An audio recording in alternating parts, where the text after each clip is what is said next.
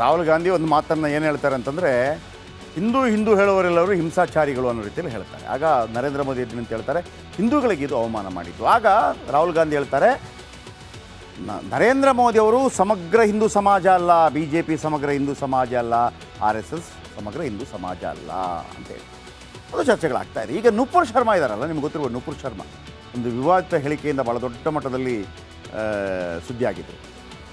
ಈಗ ಹಿಂದೂಗಳು ಹಿಂಸಾಚಾರಿಗಳು ಅಂತ ರಾಹುಲ್ ಗಾಂಧಿ ಹೇಳಿದರು. ಅಂದರೆ ಹಿಂದೂಗಳು ಅಂತ ಹೇಳ್ಕೊಳ್ಳೋರು ಹಿಂಸಾಚಾರಿಗಳಾಗಿದ್ದಾರೆ ಅಂತೇಳಿ BJP ಮೇಲೆ ಆರೋಪ ಮಾಡಿದರು. ಪ್ರತಿಪಕ್ಷ ನಾಯಕನ ವಿರುದ್ಧ ಈಗ ನುಪುರ್ ಶರ್ಮಾ ಕೇರಳಿ ಕೆಂಡವಾಗಿದ್ದಾರೆ. ಹಿಂದೂಗಳು ಹಿಂಸಾಚಾರಿಗಳಾಗಿದ್ದರೆ ಏನಾಗ್ತಿತ್ತು ಗೊತ್ತಾ ಅಂತ ಪ್ರಶ್ನೆ ಮಾಡಿದ್ದಾರೆ. ಹಿಂದೂ ಹೆಣ್ಣು ಮಕ್ಕಳು ತನ್ನ ದೇಶದಲ್ಲಿ ಭದ್ರತೆಯಲ್ಲಿ ವಾಸ ಮಾಡ್ತಾ ಇದ್ದಾಳೆ. ಹಿಂದೂ ಹಿಂಸಾಚಾರಿಯಾಗಿದ್ದರೆ ನನಗೆ ಈ ಸ್ಥಿತಿ ಬರ್ತಿರಲಿಲ್ಲ. ನಾನೊಂದು ಹೇಳಿಕೆಯನ್ನು ಕೊಟ್ಟೆ, ಆ ಸಂದರ್ಭದಲ್ಲಿ ಏನೆಲ್ಲ ಆಯಿತು, ನನಗೆ ಆ ಸ್ಥಿತಿ ಬರ್ತಿರಲಿಲ್ಲ. ನಿಮ್ಮಲ್ಲಿ ಹಿಂದೂಗಳನ್ನು ನಿರ್ನಾಮ ಮಾಡುವ ಕುತಂತ್ರ ಇದೆ ಅಂಥೇಳಿ ಆರೋಪ ಮಾಡ್ತಾರೆ. 2023 ಮೇನಲ್ಲಿ ವಿವಾದಿತ ಹೇಳಿಕೆ ನೀಡಿದರು ನುಪುರ್ ಶರ್ಮಾ. ಪ್ರವಾದಿ ಮೊಹಮ್ಮದ್ ಪೈಗಂಬರ್ ಅವರ ಬಗ್ಗೆ ನುಪುರ್ ವಿವಾದಿತ ಮಾತನ್ನು ಹೇಳಿದರು. ಅದು ದೊಡ್ಡ ಮಟ್ಟದಲ್ಲಿ ನುಪುರ್ ಹೇಳಿಕೆಯಿಂದ ಕೆರಳಿತ್ತು ಮುಸ್ಲಿಂ ಸಮುದಾಯ. ಇನ್ನು ಇಡೀ ದೇಶಾದ್ಯಂತ ಪ್ರತಿಭಟನೆ ನಡೆಯಿತು, ಹಿಂಸಾಚಾರ ಕೂಡ ನಡೆಯಿತು. ರಾಜಸ್ಥಾನದಲ್ಲಿ ಇದೇ ವಿಚಾರಕ್ಕೆ ಕನ್ನಯ್ಯ ಲಾಲ್ ಎಂಬಾತನ ಹತ್ಯೆ ಆಯಿತು.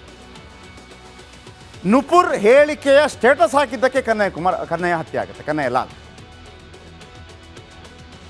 ಯಾರು ಕೊಲೆ ಮಾಡಿದ್ದು? ರಿಯಾಜ್ ಅಖ್ತಾರಿ ಹಾಗೂ ಗೌಸ್ ಅನ್ನೋರು ಕೊಲೆ ಮಾಡಿದ್ದು ಕನ್ನಯ್ಯ ಲಾಲ್ ಅವರು.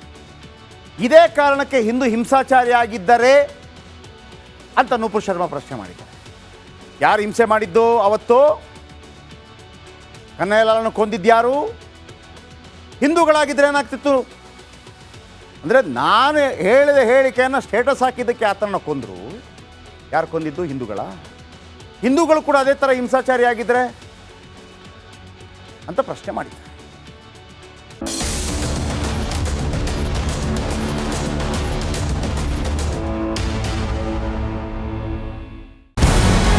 ನಮಸ್ಕಾರ, ಕರ್ನಾಟಕ ಪ್ರೈಮ್ ಟೈಮ್ಗೆ ಸ್ವಾಗತ. ನಾನು ಜಯಪ್ರಕಾಶ್ ಶೆಟ್ಟಿ. ಇಡೀ ಕರುನಾಡು ಇವತ್ತು ರೆಬೆಲ್ ಆಗಿ ನಿಂತಿದೆ. ಈ ಹಗರಣಗಳನ್ನು ಸದನದಲ್ಲಿ ಪ್ರಸ್ತಾಪ ಮಾಡಲು ಕೂಡ ಕಾಂಗ್ರೆಸ್ ಹಿಂದೇಟು ಹಾಕಿದ್ದೇಕೆ? ನಿಮ್ಗೆ ಸಂಬಳ ಅದಕ್ಕೆ, ನಿಮಗೆ ವಾಹನ ಅದಕ್ಕೆ, ನಿಮಗೆ ವೆಪನ್ ಅದಕ್ಕೆ, ನೀವು ಅದನ್ನು ಸೆರೆ ಹಿಡಿಬೇಕಾಗಿತ್ತು. ನೀವು ವಿದ್ಯುತ್ ಬರ ಇದೆ ಅಂತ ಹೇಳ್ತಾ ಇದ್ದೀರಿ, ಎಲ್ಲಿ ಬರ ಇದೆ ನೀವು ಹೇಳಬೇಕು. ಪಾಕಿಸ್ತಾನ್ ಆಕ್ಯುಪೈಡ್ ಕಾಶ್ಮೀರ್ ಅದು ಎಂದೆಂದಿಗೂ ನಮ್ಮದು. 40 ಮೆಷಿನ್ಗಳು ತಂದಿತ್ತು ನೋಟ್ ಎಣಿಸುವುದಕ್ಕೆ, ಅದೇ ಹಾಳಾಗಿತ್ತು. ಮಥುರಾದ ಗಲಾಟೆ ಇದೆಯಲ್ಲ, ಅದು ಸ್ಥಳೀಯವಾಗಿ ಕೂತು ಪರಿಹರಿಸಬಹುದಾದಂಥ ಕಾನೂನಿದೆ. ಗ್ಯಾರಂಟಿ ಯೋಜನೆಯಿಂದ ನಷ್ಟ ಆಗಿದೆ, ಲಾಭ ಆಗಿದೆ, ದಯವಿಟ್ಟು ಹೇಳಿ. Dawood Ibrahim most wanted criminal ಯಾವಾಗಾದ ಅಂದರೆ ಇಲ್ಲಿ ತನಕ ಭಾರತ ದೇಶದಲ್ಲಿ ಓರ್ವ ದಲಿತ ಪ್ರಧಾನಿಯಾದಂಥ ಇತಿಹಾಸವೇ ಇಲ್ಲ.